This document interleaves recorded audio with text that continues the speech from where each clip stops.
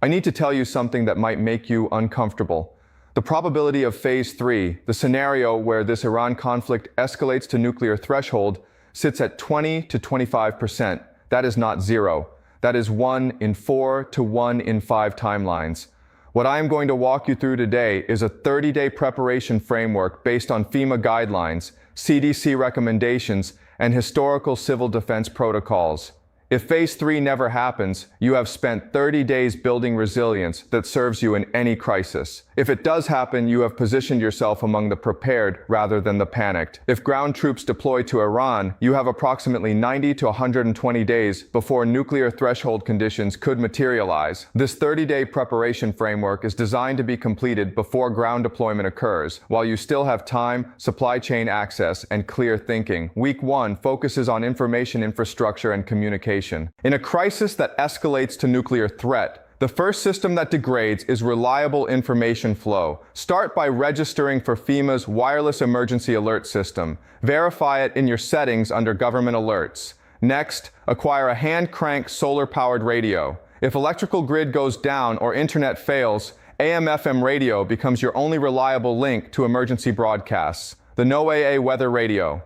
All Hazards Network broadcasts civil emergency information on dedicated frequencies. Purchase a radio that receives these. Third, download offline maps of your region. Google Maps allows you to download specific areas for offline use. Download your city, your state, and regions between your home and evacuation destinations. In a crisis, GPS may be unreliable and cellular data overwhelmed. Paper maps are backup. Fourth, establish a family communication plan. Designate a specific out-of-state contact person. In regional emergencies, local phone lines saturate, but long distance often remains functional. Every family member should have this number memorized. Establish a physical meeting point if separation occurs, a specific landmark everyone knows. Fifth, digitize critical documents. Passport, birth certificates, insurance policies, property deeds, medical records, scan to PDF, encrypt, store on a USB drive you keep on your person. If evacuation occurs with 15 minutes notice, you leave with identification and legal proof of everything you own. Week 2 addresses water and food security. FEMA recommends 1 gallon of water per person per day. For a family of 4, a 2-week supply means 56 gallons. 14 cases of bottled water stored in a cool, dark place, rotated every 6 months. Supplement with water purification capability. Iodine tablets, chlorine dioxide drops, or filtration like Life Straw. Municipal water systems are resilient but not invincible. Food storage follows different logic. You are preparing for 14 to 30 days of disrupted supply chains while emergency systems stabilize. Focus on shelf-stable, calorie-dense foods requiring minimal preparation. Canned proteins like tuna, chicken, beans, rice, pasta, oatmeal for carbohydrates, peanut butter, nuts, dried fruit for fats. A 30-day supply for 4 people costs approximately $300 to $400 if purchased strategically. Add multivitamin supplements because dietary variety will decrease. If you have infants, elderly family members, or anyone with chronic conditions, their needs require specific attention. Baby formula, prescription medications, specialized diets cannot be improvised. A 90-day supply of critical prescriptions is not paranoia when the scenario involves potential supply chain collapse. Most insurance allows 90-day fills. Request them. Week 3 focuses on shelter and physical security. In a nuclear event, your home becomes primary protection. Understanding shelter-in-place protocol is the difference between radiation exposure and protection. The key principle is mass.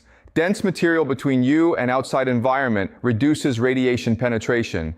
A basement provides best protection. If you have a basement, identify the corner with most earth on all sides. This becomes your shelter zone. If no basement, choose an interior room with fewest windows and exterior walls. A bathroom often works because plumbing provides additional mass. Stock this space with supplies needed for 48 to 72 hours without leaving. Water, food, radio, flashlight, first aid, sanitation supplies. The protocol is simple. When nuclear detonation occurs, you have seconds to minutes depending on distance. Get inside any building immediately.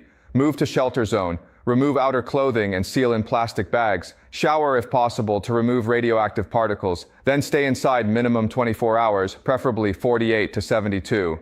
Radiation intensity decreases exponentially. The first 48 hours are most dangerous. After 72 hours, radiation drops to roughly 1% of initial intensity. Staying inside during this window dramatically reduces exposure and long-term health risk. For shelter preparation, you need materials to seal windows and doors, heavy plastic sheeting and duct tape. In radiation scenario, you are reducing infiltration of radioactive dust. Cover windows and external door gaps. This is a 30-minute task providing measurable protection. First aid supplies require expansion. Standard items plus potassium iodide tablets, which protect thyroid from radioactive iodine absorption. FDA recommends potassium iodide for radiation emergencies.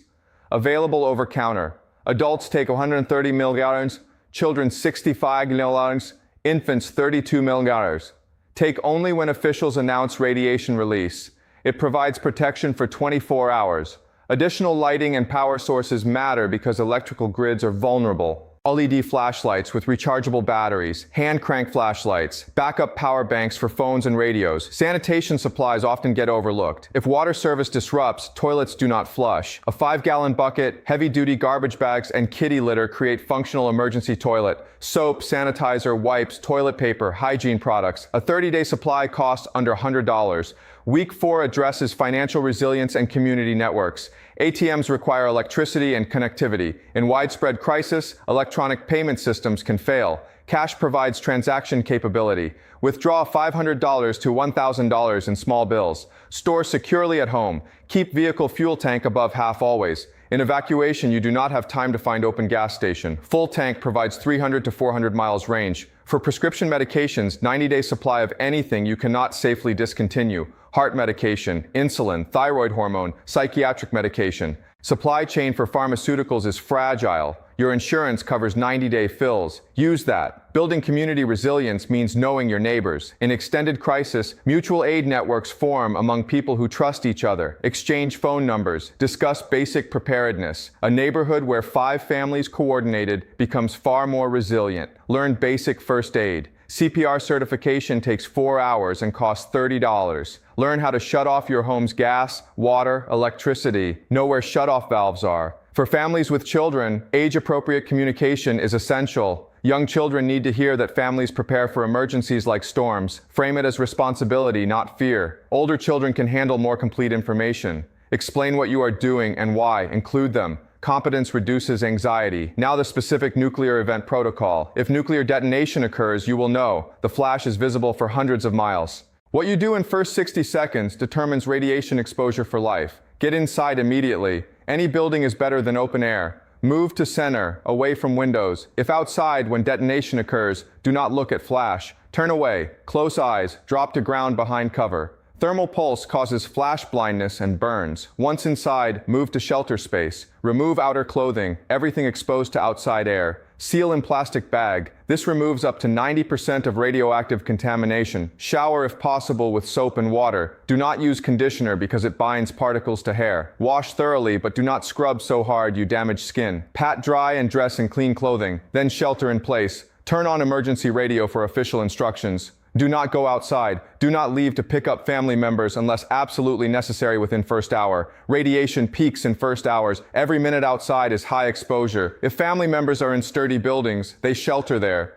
You reunite after radiation subsides. Monitor official guidance for all clear signal. Typically comes 48 to 72 hours after event. Radiation levels decline fast, but not instantly. Difference between 24-hour exposure and 72-hour shelter is medically significant. This protocol has been validated through decades of civil defense research, Cold War planning, and post-Hiroshima medical analysis. Probability matters here. Is phase 3 likely? No. I assess it at 20 to 25%, which means 75 to 80% chance it never happens. But 20% is 1 in 5. Would you board a plane with 1 in 5 crash odds? You would not. That is the framework. You are taking seriously a low probability, high consequence scenario. The families that navigate crisis successfully are not lucky. They are prepared. Preparation is not expensive or difficult. It is 30 days of intentional action across 4 categories: information and communication, water and food security, shelter and protection, financial resilience and community.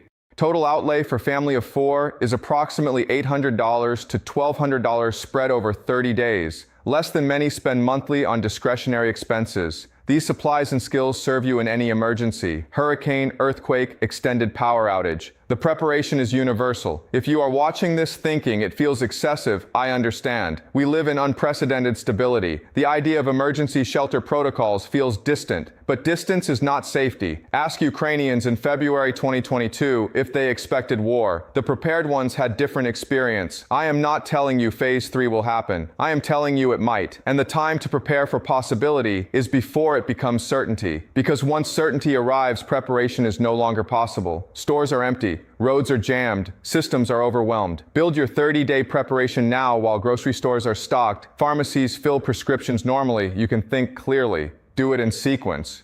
Week 1, information infrastructure. Week 2, water and food. Week 3, shelter supplies. Week 4, financial and community. 4 weeks from now, you are positioned among the small percentage who took probability seriously and acted. That is not paranoia. That is rational risk management applied to a measured threat with defined timeline. Subscribe if this analysis, grounded in data rather than emotion, is valuable. What comes next depends on whether enough people are watching closely and preparing quietly.